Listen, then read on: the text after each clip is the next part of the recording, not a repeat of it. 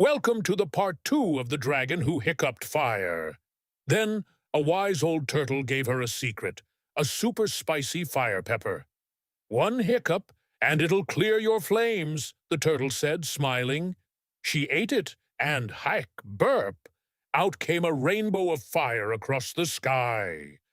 Best burp ever, Daisy laughed. Now Daisy paints the skies with flame rainbows. Every hiccup a masterpiece. Don't miss more fun with Coal Kids stories like Follow and Fire Up Your Imagination.